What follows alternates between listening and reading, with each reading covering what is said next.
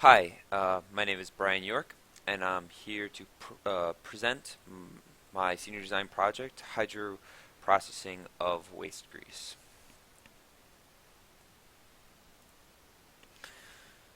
Uh, First, I'm just going to give you an overview of what this presentation is going to cover. We're going to go through an introduction, why this project is feasible, and some of the chemistry of the hydroprocessing. Then we're going to go into the timeline of the project, how long it'll take to do things, when everything will be completed. Um, then we're going to go into some of the core decisions that were made in the design of the project, why we chose the processing path that we did, why we're using the utilities that we have, just a general explanation of why the project makes sense the way it's been designed. And finally, I'm going to go through my recommendation of whether the project should be constructed, or meaning that it would be economically viable or not. So the basic idea of the project is that we are taking a waste grease feed, so basically something that's virtually worthless, and trying to convert it to diesel fuel. Um, the main benefit to this is because our feed is so cheap, we have about $2 worth of range per gallon of product that we're making.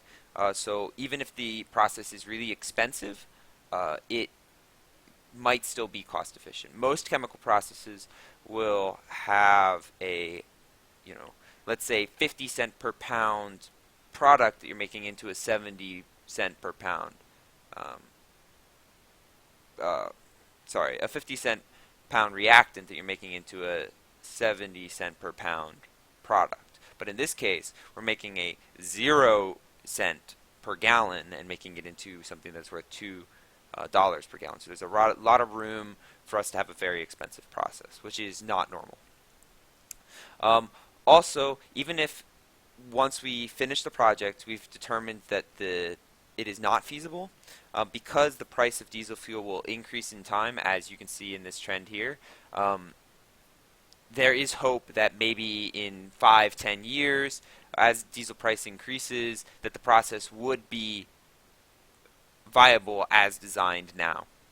So even if it's not feasible, it might still make sense later. Some of the chemistry, so you can have some idea of what's going on in the process. So what waste grease really is it's free fatty acids and triglycerides. And those are these compounds seen here. And once combined with a catalyst and hydrogen, they create these long paraphenetic carbon chains, which are what diesel fuel basically is. So the chemistry is really simple: high temperature, high pressure, flood with hydrogen, and it just works. This is really great for industrial processes because complex chemistry is never good. A lot of things can go wrong, and because this is so simple, so easy to do, that's great. The biggest concern with this process, though, is that it does run at high temperatures and high pressures, upwards of 400 to 500 C and 30 to 200 atmospheres. That's very high pressure, very high temperature, which is dangerous. Okay, so the timeline for the project. We're hoping that the economic analysis can be completed by June 2016. That is what's actually required for my senior design project and for me to graduate.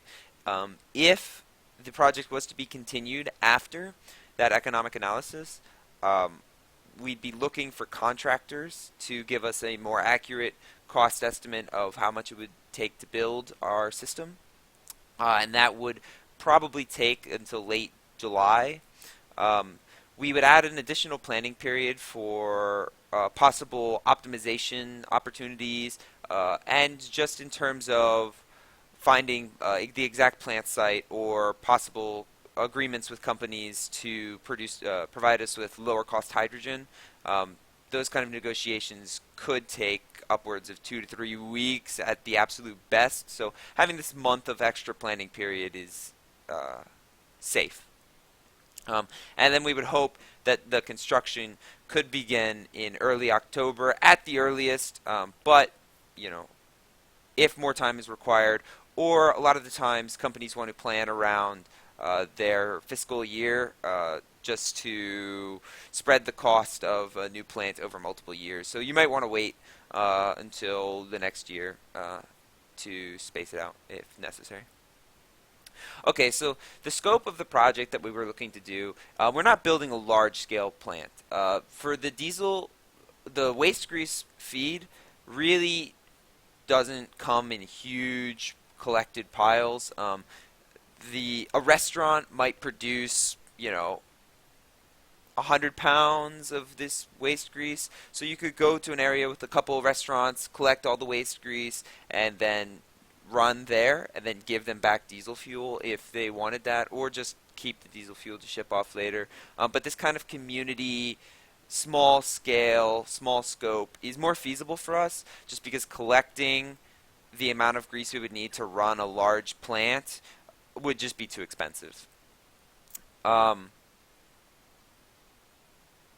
The biggest problem with this kind of small scale module design is that we do not benefit from economy of scale. So if you don't know what economy of scale is, the idea is that as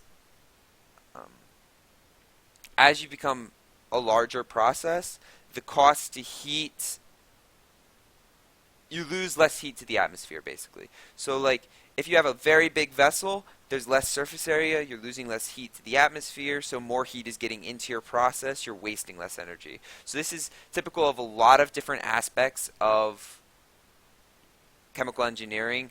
Heating a process is just a simple example. But because we do not benefit from this, running our system should cost a lot more than if we were larger. Okay, so now I'm just going to go over the basic process path. The first thing that we do when we get this grease, it's kind of dirty. It has a lot of junk in it. It's mostly water, which we don't want in our system. We want to have just the grease.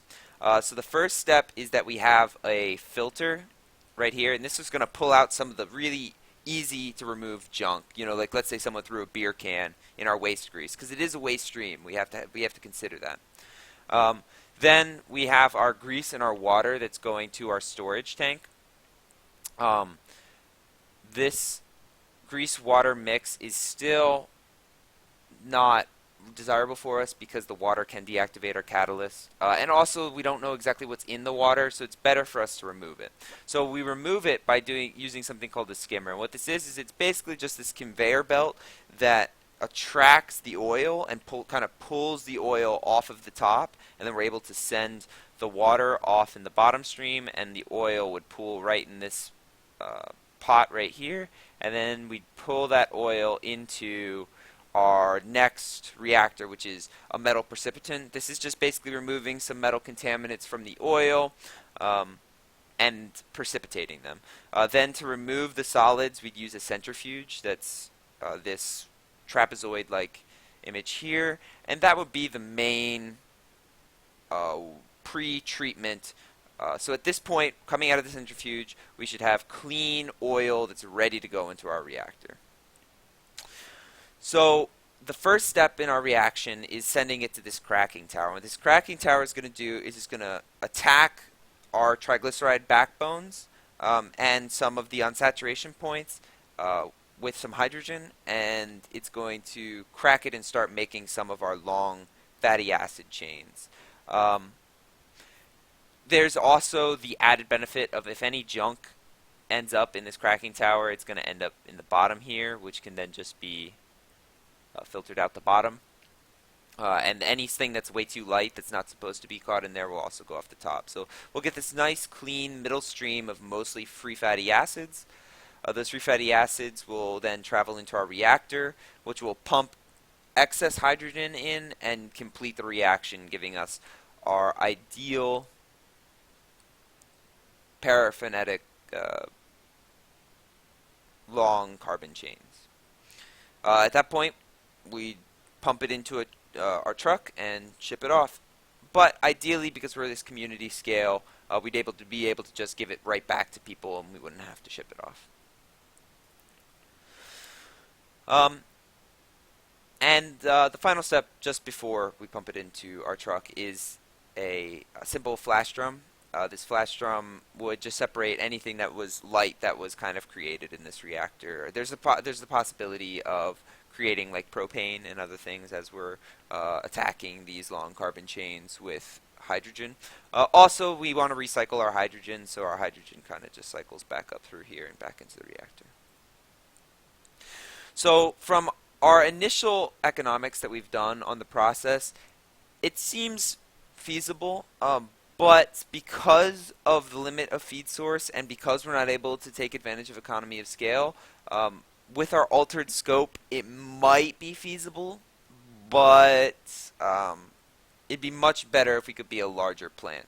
Um, Without being able to be the larger plant, we need to redo the economics and figure out if we can still make money, which we're not very confident of.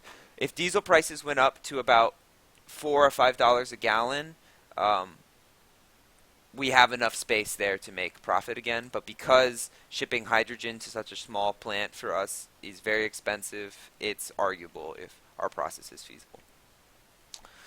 Um, and like I just said, our utilities and hydrogen cost is really the limitation on our process. So if those prices went down, if energy became cheaper to purchase or hydrogen became cheaper to purchase, the process should be reevaluated. But as it stands right now, with our small scope, it's most likely not feasible. This is just some of my references, and if anyone has any questions, please just leave them in the comment section. I'd be very happy to reply to those questions at any point in time. Thank you very much.